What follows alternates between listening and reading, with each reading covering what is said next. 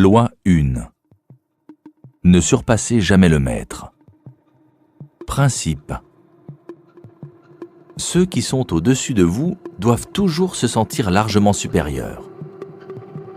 Dans votre désir de leur plaire et de les impressionner, ne vous laissez pas entraîner à faire trop étalage de vos talents, ou vous pourriez obtenir l'effet inverse.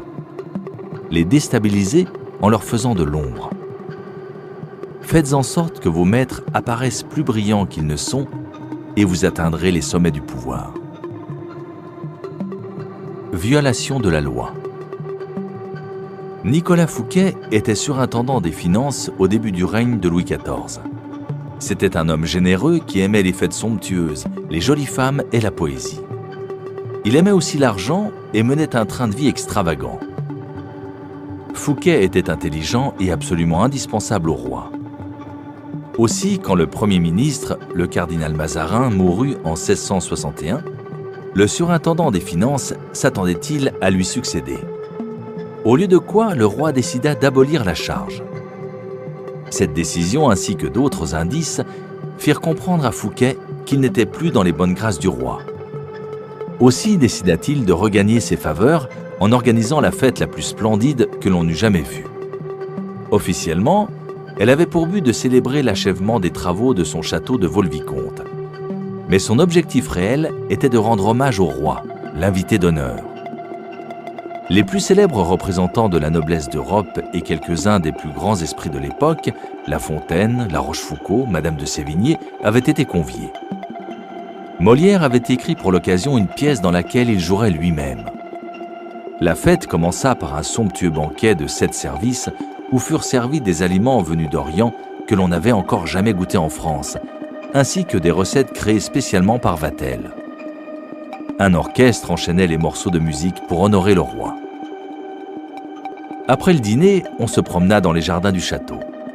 Les magnifiques allées et fontaines de Vaux-le-Vicomte avaient été conçues par le nôtre, comme plus tard le serait celle de Versailles. Fouquet accompagna lui-même le jeune roi à travers les parterres et les bosquets superbement géométriques.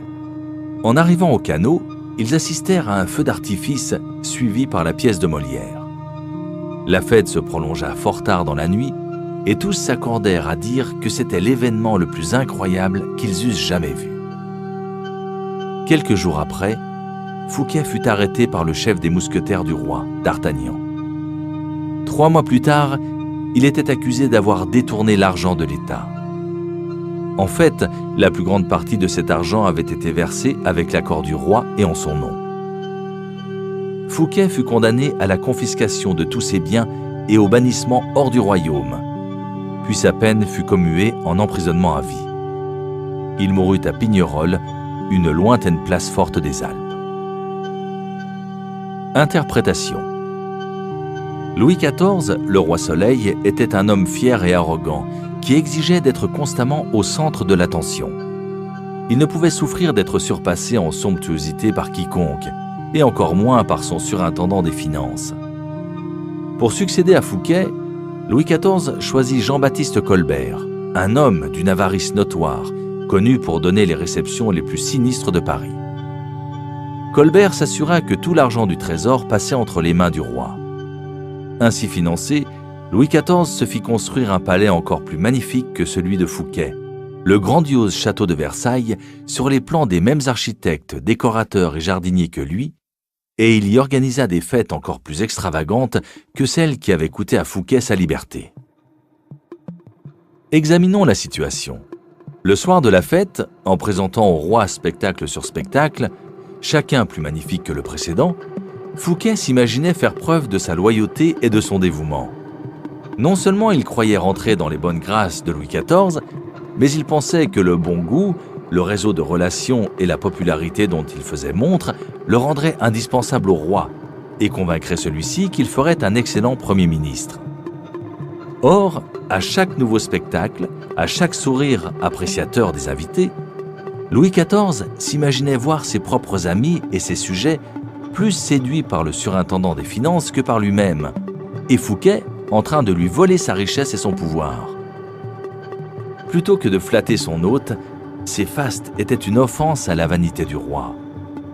Bien sûr, Louis XIV ne l'aurait jamais avoué, mais il s'empara du premier prétexte venu pour se débarrasser de celui qui lui avait, par maladresse, fait craindre pour son prestige.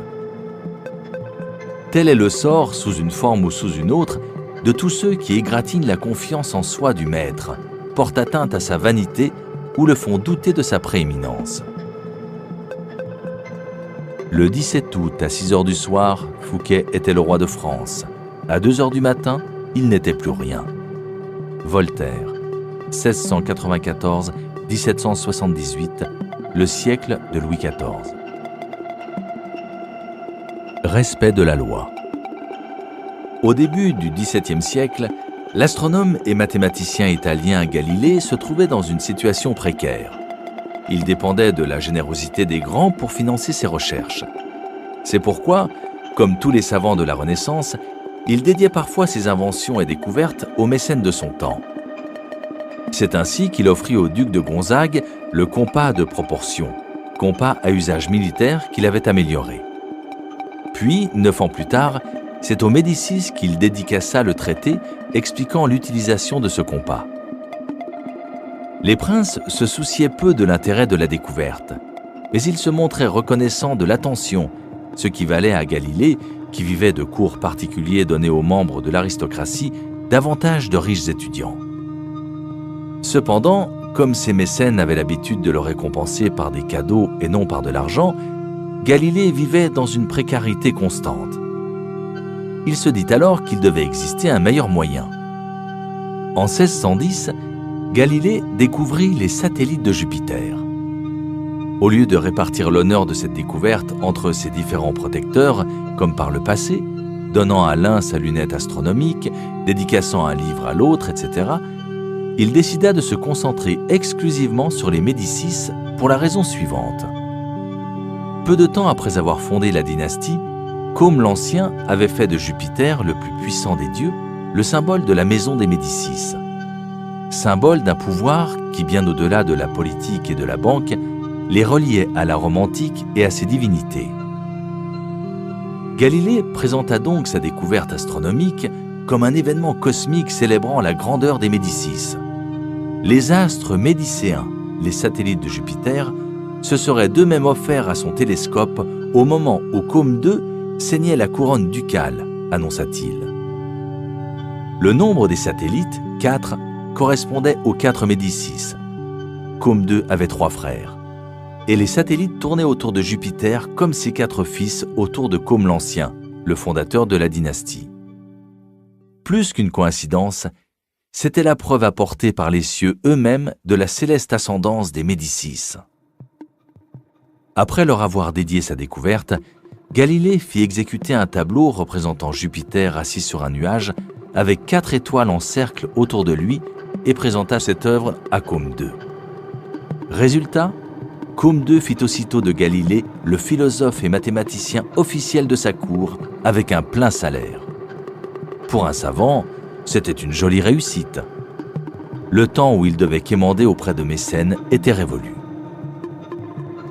Interprétation. Sa nouvelle stratégie avait valu à Galilée plus que toutes les années passées à la merci de ses mécènes. La raison en est simple. Tous les maîtres veulent paraître les plus brillants. Peu leur importe vérité et invention scientifique. Seul compte pour eux leur propre renom et leur propre gloire. Galilée flattait infiniment plus les Médicis en liant leur nom aux forces cosmiques qu'en faisant d'eux les patrons de quelques nouvelles découvertes de la science. Les savants ne sont pas épargnés par les caprices des mécènes et les vicissitudes de la vie à la cour. Ils ne sont que des courtisans parmi d'autres, gravitant autour de ceux qui tiennent les cordons de la bourse. Et la puissance de leur intellect peut créer chez leur maître un malaise, l'impression de n'être là que comme bailleur de fonds. Un rôle obscur et sans prestige. Or, celui qui permet la réalisation d'un grand projet se voudrait créatif et puissant, plus important que le résultat obtenu en son nom. Au lieu d'une impression de malaise, il faut lui donner la gloire. Galilée, lui, n'a pas défié l'autorité intellectuelle des Médicis avec sa découverte. En aucune façon, ils ne se sont sentis inférieurs. En les comparant littéralement aux étoiles, il les a fait briller au-dessus des autres cours d'Italie. Loin de surpasser le maître, il a fait en sorte que le maître surpasse tout le monde. Les clés du pouvoir.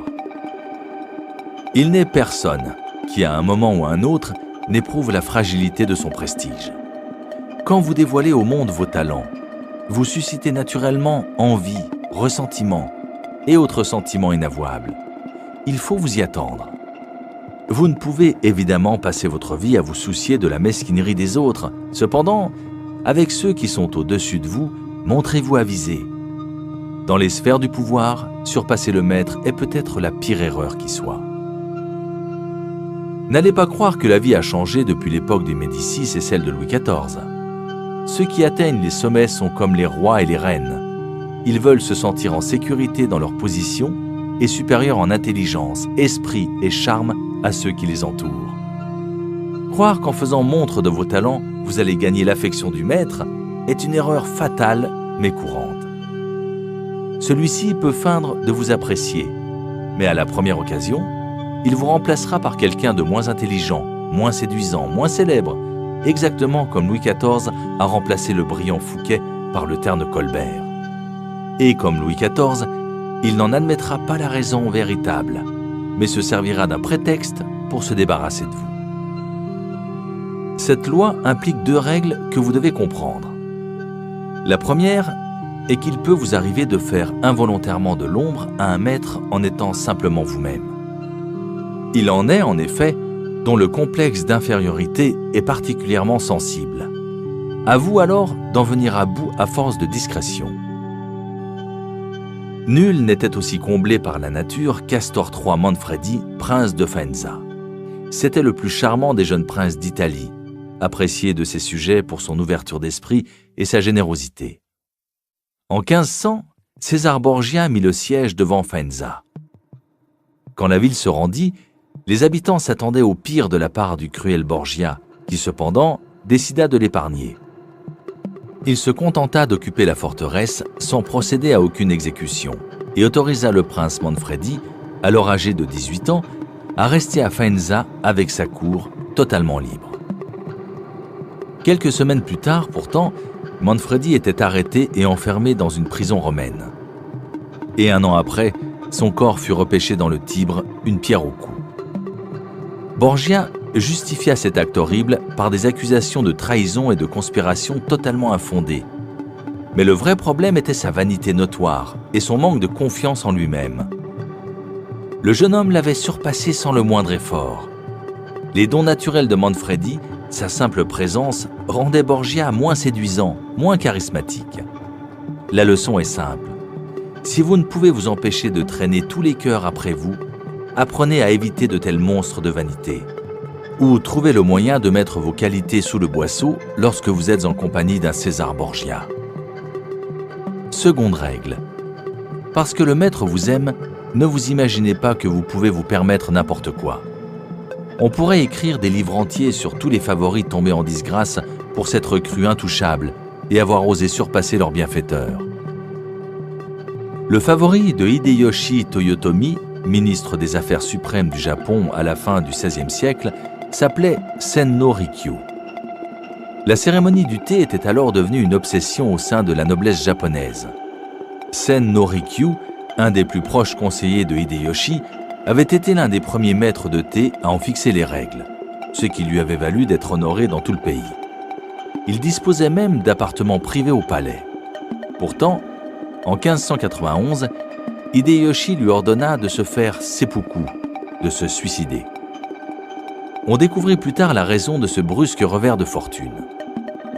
Rikyu, d'origine modeste, avait fait faire une statue de lui-même en sandales, un signe aristocratique, et l'avait fait placer à l'étage supérieur d'un portique du Daitokuji, le principal temple de Kyoto.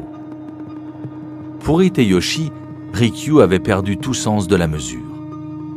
S'il avait les mêmes droits que les membres de la plus haute noblesse, c'était à son maître seul qu'il le devait. Mais il avait oublié cela et en était venu à s'en attribuer tout le mérite. Ayant surestimé sa propre importance de manière impardonnable, il le paya de sa vie. Rappelez-vous ceci, ne considérez jamais votre position comme acquise et ne vous laissez jamais étourdir par les faveurs qu'on vous a accordées. Conscient du danger d'éclipser votre maître, vous pouvez tourner cette loi à votre avantage. Tout d'abord, flattez son orgueil. La flatterie ouverte, pour efficace qu'elle soit, a ses limites. Lourde, voire grossière, elle risque de déplaire aux autres courtisans. Une flagornerie plus discrète est beaucoup plus puissante. Si vous êtes plus intelligent que lui, par exemple, prétendez le contraire. Faites en sorte qu'il apparaisse plus intelligent que vous. Jouez les naïfs. Faites appel à son expérience. Commettez de petites fautes qui ne vous feront pas de tort, mais vous donneront l'occasion de solliciter son aide. Les maîtres adorent ce genre de requête. Un maître dont l'expérience ne vous apporte rien peut vous en tenir rigueur. Si vos idées sont plus créatives que les siennes, attribuez-les lui, et si possible en public. Présentez le conseil que vous donnez comme un écho du sien. Si vous avez plus d'esprit que votre maître, vous pouvez jouer les fous du roi, mais ne le faites pas apparaître froid ni guindé en comparaison. Si nécessaire, mettez une sourdine et trouvez des moyens de le faire passer pour la source de la gaieté et du divertissement. Si vous êtes naturellement plus sociable que lui et plus charismatique, prenez soin de ne pas être le nuage qui l'obscurcit aux yeux des autres. Il doit rester le centre de l'attention générale, le soleil autour duquel le monde entier gravite, irradiant sa puissance et sa splendeur. Si vous êtes appelé à le distraire, montrez-lui vos imperfections et vous attirerez sa sympathie. Toute tentative pour l'impressionner par votre grâce et votre générosité peut en revanche se révéler fatale. Pensez à l'exemple de Fouquet, ou payez-en le prix. Dans toutes ces situations, ce n'est pas faire preuve de faiblesse que de déguiser vos forces si cela vous conduit au pouvoir. En laissant les autres vous surpasser, vous gardez le contrôle de la situation au lieu d'être le jouet de leur complexe. Tout cela tournera à votre avantage le jour où vous déciderez de vous élever de votre état d'infériorité. Si, comme Galilée, vous pouvez accroître encore le lustre de votre maître, alors vous serez vu comme un envoyé des dieux et immédiatement promu. Image. Les étoiles dans le ciel. Il ne peut y avoir qu'un soleil à la fois. N'obscurcissez jamais sa lumière. Ne rivalisez pas avec son éclat. Au contraire, fondez-vous dans le ciel et trouvez les moyens de faire briller d'un éclat plus vif l'étoile du maître. Autorité. Se bien garder de vaincre son maître. Toute supériorité est odieuse, mais celle d'un sujet sur son prince est toujours folle ou fatale. C'est une leçon que nous font les astres, qui, bien qu'ils soient les enfants du soleil et tout brillants, ne paraissent jamais en sa compagnie. Balthazar Gracian, 1601-1658, l'homme de cour, traduit par Amelot de la Houssaye. A contrario, inutile de craindre de vexer chaque personne que vous rencontrez, mais votre cruauté doit être sélective. Si votre supérieur est une étoile moribonde, il n'y a rien à craindre à lui faire de l'ombre. Ne vous montrez pas clément. Votre maître n'a pas eu de scrupules lors de son ascension implacable vers les sommets. Jaugez sa force. S'il est faible, hâtez discrètement sa chute. Montrez-vous plus charmant, plus élégant, plus compétent que lui à des moments clés. S'il est chancelant et prêt à tomber, laissez faire. Ne prenez pas le risque d'achever un supérieur affaibli, cela pourrait apparaître cruel ou malveillant. En revanche, si votre maître est en position de force et que vous vous savez plus compétent que lui, attendez votre heure. Il est dans l'ordre des choses que son pouvoir s'amenuise et s'éteigne. Votre maître chutera un jour, et si vous jouez bien, vous lui survivrez et le surpasserez.